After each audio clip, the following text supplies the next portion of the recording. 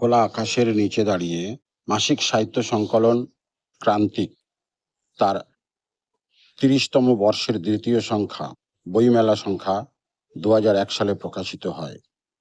যে পত্রিকার উপদেষ্টা ছিলেন কবিতা রায়চৌধুরী, সভাপতি ছিলেন ডক্টর পবিত্র সরকার, সম্পাদক ছিলেন রাসবিহারী দত্ত, চন্দন সেনগুপ্ত, নির্বাহী সম্পাদক ছিলেন অজয় কুমার নন্দী, সহ সম্পাদনায় সমীর কুমার ঘোষ, অশোক ভট্টাচার্য, ইভা চক্রবর্তী, পবিত্র মিত্র। সেই ক্রান্তিক পত্রিকার থেকেই আজকের নিবেদন, শেষের কবিতা, অমল রায়চৌধুরী।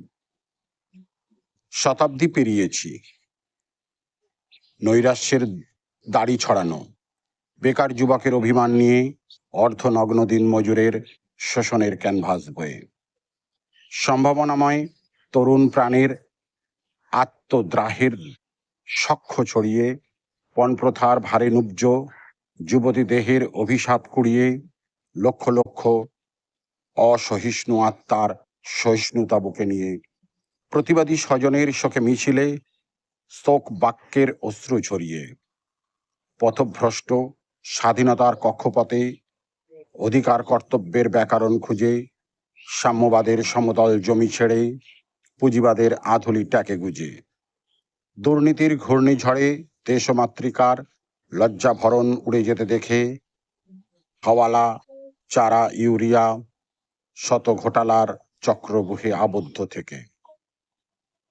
পাঞ্জাবে, আসামে, কার্গিলে অহেতুক রক্ত ঝরিয়ে, উড়িষ্যার তুফান বিধ্বস্ত নিরন্ন গ্রাম মাড়িয়ে, পোখরানে ধ্বংসের গর্ভপাতে নিদারুণ ভয় পেয়ে হাইজ্যাকের ধারাবাহিকতার গ্লানি ও লজ্জার ক্ষয়ে ক্ষয়ে।